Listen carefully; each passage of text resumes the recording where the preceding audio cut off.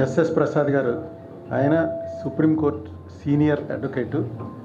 రాజశేఖర రెడ్డి గారు జీవించున్న కాలంలో ఈ మార్గదర్శి ఫైనాన్షియర్స్కి సంబంధించిన కేసు నేను ఏదైతే కంప్లైంట్ ఇచ్చానో ఆ కంప్లైంట్ మీద ఆవేళ హైదరాబాద్లో ఉన్నటువంటి ప్లేడర్లలో ఎవరు ఇలాంటి కేసుల్ని కరెక్ట్గా ట్యాకిల్ చేయగలరని ఆలోచన చేసి ప్రసాద్ గారిని ఆ కేసు ట్యాకిల్ చేయడానికి కోసం ప్రత్యేకంగా రాజశేఖర రెడ్డి గారు నియమించిన కౌన్సిల్. ఆయన రాజశేఖర రెడ్డి గారు చనిపోయినప్పటికీ నేను పెట్టినటువంటి అప్లికేషన్లో కానీ రామోజీరావు గారు నా మీద చేసినటువంటి 50 లక్షల రూపాయల పరువు నష్టం దావాలో కానీ సుప్రీంకోర్టుకు వచ్చి సుప్రీంకోర్టులో నా చేత ఎస్ఎల్పి ఫైల్ చేయించడంలో కానీ ఈయన కూడా బాగా డబ్బులు ఎక్కువ ఛార్జ్ చేసే అడ్వకేటే. నా దగ్గర ₹1 తీసుకోలేదు.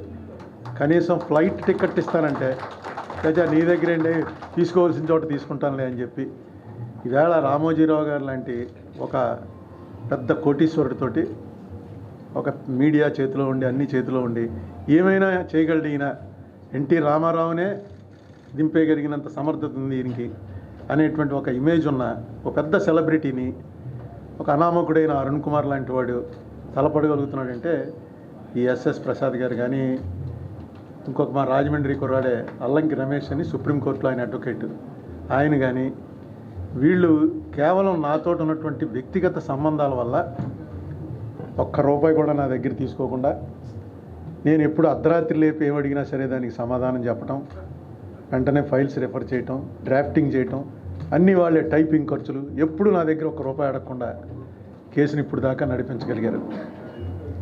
నేనేమనుకుంటానంటే ఒక కార్టూన్ చెప్పారు తిలక్ గారు.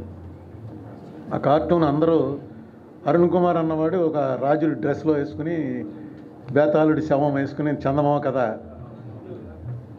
ఆయన వేసిన ఆ కార్టూన్ పెట్టిన ఆయన ఉద్దేశం ఏంటంటే అరుణ్ కుమార్ చాలా గొప్ప పోరాటం చేస్తున్నాడు, విసుగు చెందని విక్రమార్కుడు బదులు విసుగు చెందని అరుణ్ కుమార్ అన్నట్టు. కానీ నాకు అందులో ఏం కనిపించిందంటే బేతాళుడు ఎవరో రామోజీరావు, ఆయన ప్రతి కథ చివరికి ఏదో అడుగుతూ ఉంటాడు, మళ్ళీ చెట్టెక్కేస్తుంటాడు. 17 ఏళ్ళ నుంచి అదే జరుగుతుంది, ఇంకో 17 ఏళ్ళైనా అదే జరుగుతుందేమో.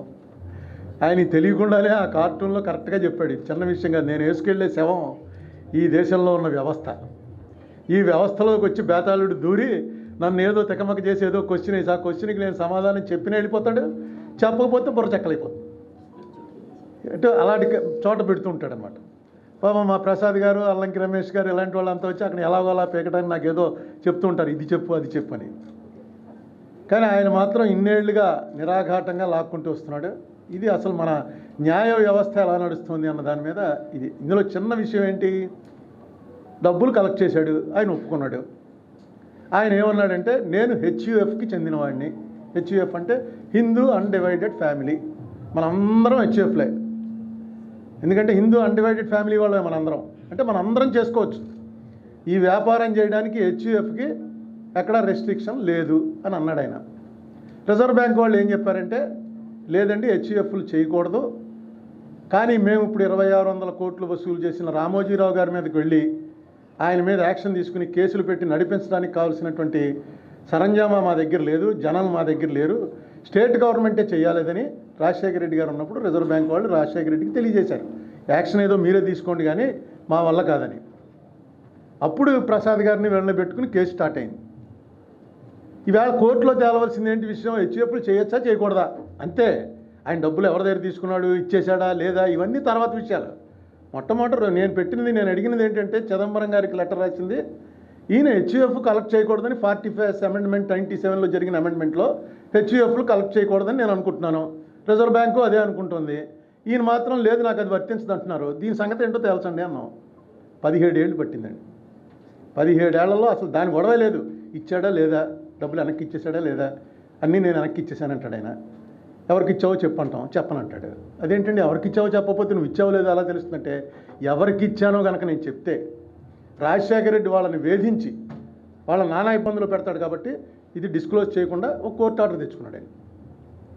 ఏంటంటే చెప్పక్కర్లేదని. మొన్న సుప్రీంకోర్టులో జరిగింది ఏంటంటే ఆయన ఇచ్చేసానంటున్నాడు కానీ ఇచ్చాడో లేదో తెలియదండి, ఆ పేర్లు చెప్పమని అన్నాను. చాలా క్యాజువల్గా సుప్రీంకోర్టు జడ్జి గారు ఏమన్నారంటే ఆ పేర్లు చెప్పడానికి ఏంటి అభ్యంతరం, పేర్లన్నీ తీసుకురా అన్నాడు. ఇదే పెద్ద ఘన విజయం కింద ఆహా అరుణ్ కుమార్ 17 ఏళ్ల తర్వాత విజయం సాధించాడురా అని. ఏంటంటే ఎవరి దగ్గర డబ్బులు తీసుకున్నాడో, ఎవరికి ఇచ్చేశానని చెప్తున్నాడో ఆ వివరాలు ఇవ్వడానికి కూడా ఆయనకి 17 ఏళ్ల పాటు ఆయన దగ్గర తీసుకోలేకపోయాం. 17 ఏళ్ళు పట్టింది. ఈవేళ మళ్ళీ అసలు దీనికి మూలం ఏంటి? మార్గదర్శి చిట్ ఫండ్. ఈ చిట్ ఫండ్లో వచ్చిన డబ్బు ఇందాక ప్రసాద్ గారు చెప్పారు. చిట్ ఫండ్లో మీరు పాట పాడుకుంటారు. మీరు ఒక 50,000 రూపాయల చీటీలో చేరారండి. ఓ 30,000 రూపాయలు కట్టారు. 50,000 చీటీ 20 నెలల్లో. నెలకి ఎంత అవుతుంది? 20 నెలలు అయితే 2,500 అవుతుంది. అంతేనా?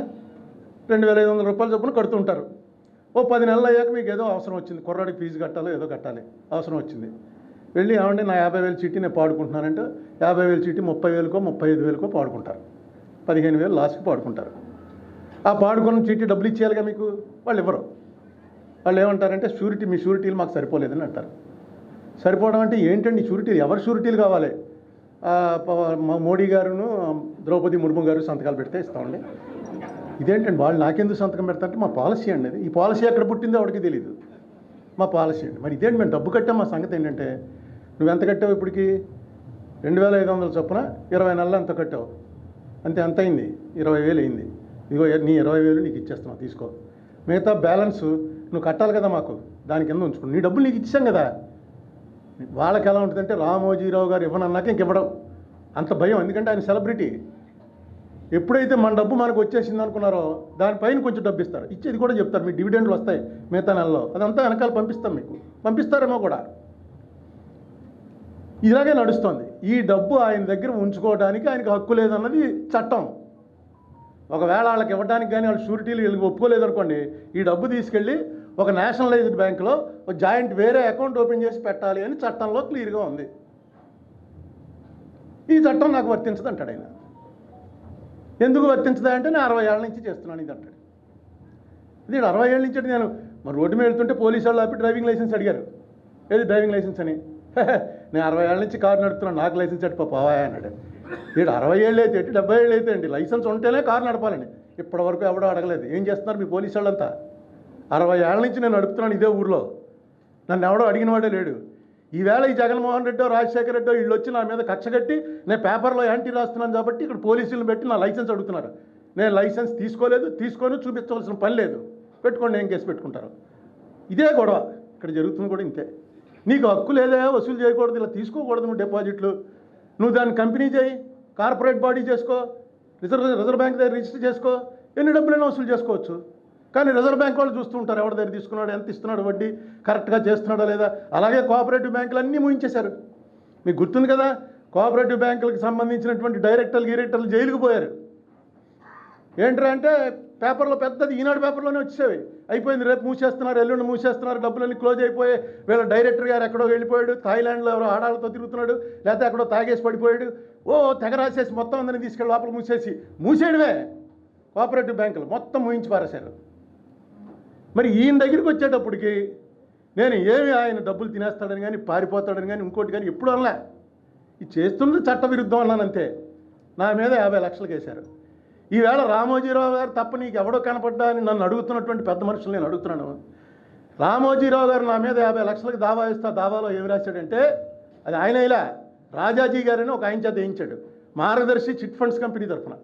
ఏమని వేశారు అందులో? ఏమయ్యా ఉండవిల్లు అరుణ్ కుమారు, ఎవడో రామోజీరావు అన్నవాడు ఏదో తప్పు చేస్తే మా మార్గదర్శి చిట్స్ మీదకి వస్తావా నువ్వు? మా మీద ఆరోపణలు చేస్తావా? ఏంటి రామోజీరావుకి మార్గదర్శి చిట్స్కి సంబంధం? అతనికి మాకు ఏ సంబంధం లేదు. అతను ఎవడో ఏదో చేశాడని నువ్వు ప్రెస్ మీట్లు పెట్టి మమ్మల్ని తిడుతున్నావు. 50 లక్షలు కట్టు అని చెప్పి నాకు నోటీస్ ఇచ్చాడు. ఒక్కడన్నా ఇదేంటే రామోజీరావుకి మార్గదర్శి చిట్ ఫండ్స్కి సంబంధం లేదా? ఇంత దారుణం అండి, ఇంత పచ్చాబద్ధం అండి రామోజీరావు గారు అని ఒక్కరన్నా అన్నారా? ఇది ఎప్పుడు 2008లో వేశాడు. ఇన్నేళ్ల నుంచి నేను ప్రతి ప్రెస్ మీట్లో చెప్తుంటాను, ఒక్కడు నాకు సపోర్ట్ కూడా రాలేదండి. సపోర్ట్ వచ్చి నిజమే కదా రామోజీరావు అది కాదని అనడం తప్పు కదా, అలా అనొచ్చా అండి? కోర్టులో వేస్తే అది పెర్జురీ అట్రాక్ట్ అవుతుంది కదా. రేపు వేసిన రాజాజీ గారి పరిస్థితి ఏంటి? మరి దాన్ని తప్పు అనరు, నాకు తప్పుట. మొన్న ఇక్కడ విజయవాడలోనే మీటింగ్ పెట్టి బాగానే ఉంది, మీటింగ్ పెట్టుకోవచ్చు. ఎవరికో తీసుకొచ్చి ఆడిటర్ని అరెస్ట్ చేస్తే ఆడిటర్లు అందరూ మీటింగ్ పెడతారు, తప్పేం లేదు. ఎందుకంటే వాళ్ళకు యూనియన్ ఉంటుంది, వాళ్ళందరూ కలిసి ఇదేంటే అన్యాయం, మా ఆడిటర్ని ఎందుకు తీసుకెళ్లారు మీటింగ్ పెట్టుకోవచ్చు. ఆ మీటింగ్లో ఏంటి, ఈ అరుణ్ కుమార్ అన్నవాడికి జగన్ చేసే నేరాలు ఏం కనపడవు, ఒక్క రామోజీరావు చేసినవే కనపడతాయి. చంద్రబాబు చేసిన నేరాలు ఏమైనా ఈనాడుకి కనబడ్డాయా? చంద్రబాబు గారి పరిపాలనప్పుడు ఇప్పుడు జరిగిన తప్పులు ఏమైనా ఈనాడుకి కనబడ్డాయా? నేను డైరెక్ట్గా ఇన్నేళ్ల నుంచి కొట్టుకు చేస్తుంటే 10 ఏళ్ల నుంచి కోర్టులో కేసేసి ఆ కేసులో ఏపీ రీఆర్గనైజేషన్ కేసులో స్టేట్ గవర్నమెంట్ని ఎఫిడేవిట్ ఏంట్రా అని చంద్రబాబు నాయుడు గారిని స్వయంగా వెళ్ళి కలిసి ఆయన అడిగాను. ఏంటంటే ఏపీ రీఆర్గనైజేషన్ తప్పుగా చేశారండి, ఇదిగో మొత్తం బుక్ చదవండి, తప్పుగా చేశారు, దీని మీద నేను కోర్టులో కేసేసాను, నేను సరిపోను, మీరు గవర్నమెంట్ వచ్చి నన్ను సపోర్ట్ చేయండి, ఎస్ వీడు చెప్పింది రైటే అని మీరు ఒక ఎఫిడేవిట్ వేయండి, రైటా కదా ముందు మీరు చూడండి అంటే ఆయన మొత్తం నా ఎదురుకుండానే చదివాడు, చూశాడు, కరెక్టేనండి, నాకు తెలియదు ఈ సంగతి ఇంత దారుణం జరిగిందా, వేస్తున్నాం కోర్టులను, మీరు వెంటనే ఢిల్లీ వెళ్ళండి, ఢిల్లీలో మా ఎంపీలకు చెప్తున్నాను, కోర్టులో వేయడము పార్లమెంట్లో మూవ్ చేయడము రెండు జరుగుతున్నాయని చెప్పాడు. నేను ఎస్ అనుకుని వెళ్ళాను, కానీ జరగలే అది. ఈ జగన్మోహన్ రెడ్డిని press meet, Jaganmohan Reddy CM అయిన తర్వాత నేను కలవేలేదు. ఒక ప్రెస్ మీట్లో చెప్పాను ఏమని, జగన్మోహన్ రెడ్డి ఆ కేసులో కనుక నువ్వు ఎఫిడేవిట్ అయిపోతే నీకు చంద్రబాబుకి ఏ తేడా లేదనుకుంటాను, నేను ఆ కేసులో ఎఫిడేవిట్ వేయడానికి నీకేంటి అభ్యంతరం, నిజమైతే కరెక్టే వీడు చెప్పిందని వేయి, నేను చెప్పిన తప్పు అయితే తప్పని వేయి, సేమ్ చంద్రబాబు నాయుడు గారిని ఏం అడిగానో అదే అడిగాను, వేసాడు ఎఫిడేవిట్ నాకు సపోర్ట్గాను. ఏం చేయాలి నేను? ఇన్నాళ్ళ నుంచి 10 ఏళ్ళ నుంచి కొట్టు తెస్తున్న కేసులో నాకు సపోర్ట్గా వేసినాడు, మొన్నటి నుంచి నేను అతని తప్పులని నేను చెప్పాలా? మీరు రోజు చెప్తున్నారుగా, మీరు ఈనాడులో రోజు హెడ్లైన్స్ ఇస్తున్నారు కదా, ఉన్నా లేకపోయినా అన్నీ చేస్తున్నారు, నేను చెప్పాలట వీడికి ఇంకేం కనబడవా అని. ఏమో స్టేట్కి సంబంధించి నా సొంతానికి ఏమైనా చేశాడా? స్టేట్కి సంబంధించి ఎఫిడేవిట్ వేసాడు. ఆగండి 2-3 నెలలు, ఎందుకు కంగారు పడిపోతారు వెంటనే? నేను మొన్నటిదాకా జగన్మోహన్ రెడ్డి నేను సపోర్ట్ చేస్తే ఎప్పుడు మాట్లాడలే. ఈవేళ నా చేత ఎలాగైనా సరే జగన్మోహన్ రెడ్డి చేయని మంచి మాట ఒకటి అనిపించి వీళ్ళని ఇటో అటో వెళ్ళిపోవాలి, మధ్యగా ఉండడానికి కుదరదు వాళ్ళకి. వస్తే తెలుగుదేశంలోకి వచ్చా, లేకపోతే వైసీపీలోకి వెళ్ళిపో. ఇది ఎక్కడ గొడవ? ఇది సంబంధం దీనికి దానికి ఏంటంటే సంబంధం? అసలు మార్గదర్శి గొడవలో వాళ్ళు చిట్ ఫండ్ కంపెనీ నడుపుతున్నది పూర్తిగా చట్టవిరుద్ధంగా నడుపుతున్నారని వాళ్ళే ఒప్పుకున్నారు. చిట్ ఫండ్ యాక్ట్ మాకు వర్తించదు, మేము కంపెనీ యాక్ట్ ప్రకారం నడుపుతున్నాం అని చెప్పి వాళ్ళకి సిఐడి పోలీస్కి చెప్పారు. వాళ్ళు పేపర్లో రాయించింది మొత్తం రాశారు. వాళ్ళు ఇలా కుదరదు, ఇది కంపెనీ యాక్ట్ ప్రకారం నడవడానికి కుదరదు, ఏదైతే చిట్ ఫండ్ యాక్ట్ ఉందో ఆ యాక్ట్ ప్రకారమే నడవాలి అని. సరే ఏం చేస్తారు అన్నది కోర్టు, మళ్ళీ ప్రసాద్ గారు చెప్పినట్టు కోర్టుకి వెళ్ళిన తర్వాత రకరకాలుగా ఉంటుంది. మొన్న ఇక్కడే చూశాను మన కోర్టులో, మీరు కూడా ఉన్నారు ఆవేళ ప్రసాద్ గారు. ఆయన పెద్ద ప్లేటర్ ఒక ఆయన వచ్చాడు, ఒకసారి వస్తే 15 లక్షలు తీసుకుంటాడు. 15 లక్షలు తీసుకుని వచ్చి ఏదో జీవో ఇచ్చాడు జగన్మోహన్ రెడ్డి, ఆ జీవోకి వ్యతిరేకంగా తీసుకొచ్చారు. జీవో నెంబర్ 1 2 రోజులు నడిచింది. ఆ 15 లక్షల ప్లేటర్ గారు వచ్చి అమెరికా ఇరాక్ వార్ చెప్పాడు, గుర్తుంది కదండి, గంట సేపు అమెరికా ఇరాక్ వార్ ఎలా జరిగింది, అటు గన్లు ఇటు తుపాకులు, చచ్చినట్టు జడ్జి గారు అలా కూర్చుని వినాలి. ఎందుకంటే వాడు 15 లక్షలు తీసుకుని వచ్చాడు, ఎందుకే ఇదంటే మళ్ళీ వీళ్ళు ఫీల్ అవుతారు, అదే నేను మేము చెప్తుంటేం లేదని మొత్తం చెప్పాడు. చెప్పి ఆఖరిని ఏమన్నాడంటే, ఆ రోజున జార్జ్ బుష్ ఏమన్నాడు, చట్టాలు దేశం కోసం, నోట్ డౌన్. నేను కూడా అదే చెప్తున్నా, దీనికోసం ఇరాక్ వార్ అంతా ఎందుకు చెప్పండి? అన్ని కోర్టు కేసులు పోయి మొత్తం అందరూ కేసులు ఉన్నవాళ్ళు ప్రసాద్ గారు ఎలాంటి వాళ్ళు వీడు చంపేశాడు, రోజంతా తినేసాడు. ఇరాక్ వార్ చెప్పాడు, మన ఉక్రెయిన్ వార్ చెప్పాడు, ఏంటి జీవో 1 గురించి. ఇలా పెద్ద పెద్ద ప్లేటర్లు వస్తారు, రన్నయ్య అక్కడికి జడ్జీలకేమో తలట్టు కూర్చుంటారు, ఏంట్రా మనకి కర్మని. ఇలాంటి కేసులు వచ్చేవాడికి నాలాంటి చిన్ననాడు ఎవడో లేచి నిలబడి, సార్ మా కేసులు అంటే, బాబా ఏం కేసు ఇది, నెక్స్ట్ మంత్ చూసుకుందాం పో అంటాడు. అలాగే 17 ఇన్నేళ్ళు జరిగింది, ఇన్నేళ్ళు నడుచుకుంటూ వచ్చింది.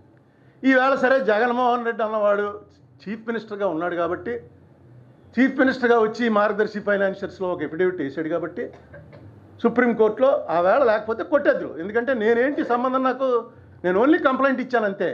తెలంగాణ గవర్నమెంట్ వాళ్ళు ఏం మాట్లాడలే. మొన్న ఇక్కడ తెలంగాణ ఈనాడు వేరు, మన ఈనాడు వేరు. ఒకసారి ఎప్పుడైనా తెలంగాణ ఈనాడు చూడండి, నెట్లో ఉంది, నెట్లో తెలంగాణ ఈనాడు చూడొచ్చు. 2 రోజుల క్రితం రాశారు, అసలు భారతదేశంలో తాజ్మహల్ అన్నది ఎంత అద్భుతమైనటువంటి కట్టడమో, హైదరాబాద్ సెక్రటేరియట్ మన కేసీఆర్ గారు కట్టింది అంతకన్నా గొప్ప కట్టడంట. దాని ఫోటోలు లోపలికి నడుస్తుంటే మయసభ ఏమిటిది, ఏంటంటే కేసులో ఆయనకు అనుకూలంగా ఉన్నాడు కాబట్టి. ఇప్పుడు ఆయన కానీ అక్కడ వచ్చి నాకు సపోర్ట్గా వేస్తాడేమో ఎఫిడేవిట్, మొన్న వకాలతా వేసాడు, ఇంకా ఎఫిడేవిట్ వేయలే. ఏమో కేసీఆర్ కానీ ఇది అతను కూడా ఏమో అరుణ్ కుమార్ చెప్పిన దాన్ని కూడా ఆలోచించండి అని ఒక ఎఫిడేవిట్ వేస్తాడేమో, మన పరిస్థితి ఏంటని మయసభ కింద మొత్తం మార్చేసి ఇంకా పొగడ్డం రాస్తారు వాళ్ళు. అయితే కేసీఆర్ అంతకన్నా ఇది అనుకోండి జాదుగారు, అందుకని మనం ఏం చేస్తాడో ఇంకా అప్పుడే ఏం చెప్పొద్దు, చూడాలి. ఈ కేసుకి సంబంధించి నేను అడ్వకేట్స్కి కానీ ఆడిటర్స్కి కానీ ఎవరికైనా చెప్పేది ఏంటంటే, మీరు డెఫినెట్గా మీ ప్రొటెస్టులు తెలియజేయచ్చు, కానీ మీరు కొంచెం అట్లీస్ట్ మీ మనస్సులో ఉన్న ఇది కరెక్టా కాదా అన్నది ఆలోచించండి. ఇదే ఒక వేరే వ్యక్తి చేస్తే ఎలా బిహేవ్ చేస్తుంది ప్రభుత్వం, ఎలా తీసుకెళ్ళి లోపలేస్తారో, ఎలా ఇంటరాగేట్ చేస్తారో. మొన్న రామోజీరావు గారు ఉన్నారు, ఆయన పడుకుని ఉంటే వెళ్ళి చచ్చినట్టుగా వెళ్ళి చుట్టూ కూర్చుని రాసుకుని వచ్చారు. చట్టం ముందు అందరూ సమానం అంటాం, అది పచ్చి బూతు. ఏమి కాదు అది, చట్టం ముందు ఏమి సమానం కాదు. డబ్బులు ఉన్నవాడి చేతిలో చట్టం ఎలా కావాలంటే అలా ఆడుతుంది, డబ్బులు లేకపోతే ఇంతే సంగతిలో.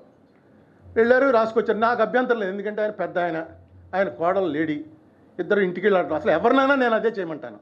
ఎవరినైనా సరే పోలీసు నేను అడిగేది ఏంటంటే, ఇలాంటి నేరాల్లో, ఏవో మర్డర్ కేసులో రౌడీజమో ఇంకోటి అలాంటి నేరాలు వేరు, ఇలాంటి నేరాల్లో, ఆర్థిక నేరాల్లో ఎక్కడైతే డబ్బులు పే చేస్తానంటున్నారు కాబట్టి మీరు వాళ్ళని పోలీస్ స్టేషన్కి పిలవాల్సిన పనే లేదు.